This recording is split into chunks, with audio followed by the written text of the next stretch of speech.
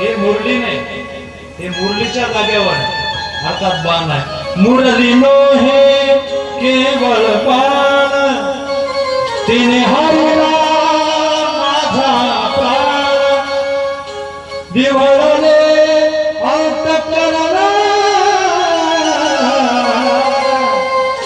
आहार सावळिया, कशी वाजवली वाजवली मुरली. वा, गवळणीचा जगाच्या मालकाचा हा संवाद आहे. बस पुढे जायचं.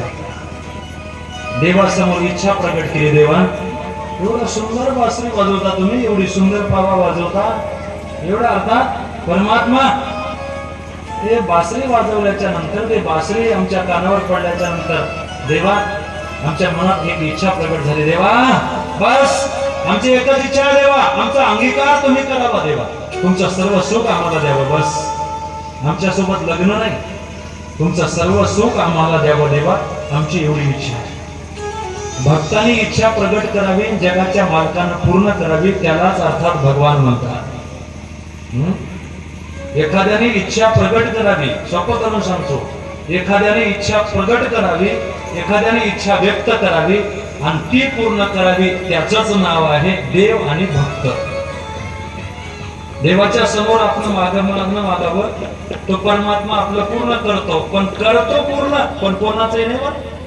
अरे अर्थात हजारोनं नाही, लाखानं त्या ठिकाणी परमात्म्याकडे दर्शन घेण्याकरता लोक जातात, पण कोणाची इच्छा तो परमात्मा पूर्ण करत नाही. गोपीची इच्छा परमात्मा पूर्ण करण्याकरता सांगतो, गोपीनो काही हरकत नाही, माझं सर्व सुख तुम्हाला पाहिजे ना, एक काम करा, आजपासून 1 महिनाभर माझं सुख प्राप्त करण्याकरता साधना करा. मग काय, कात्यायनी देवीचं व्रत सांगितलं, जगाच्या मालकानं ते व्रत सांगितलं, त्या व्रताचा विधी सांगितला आणि दुसरा दिवस उजळला. दुसऱ्या दिवशी ह्याच गोपिका स्नान करण्याकरता ज्या वेळेला यमुनेच्या तीर्थामध्ये जातायत, पण स्नान करतायत, पण स्नान करण्याची पद्धती मात्र फार चुकीची आहे. ज्या वेळेला एखादा भक्त एखादा गुन्हा करतो, एखादा त्याच्याकडून दोष होतो, किंवा न कळत त्याच्याकडून जर एखादा दोष होत असेल, तर जगाच्या मालकाला ते सहन होत नाही.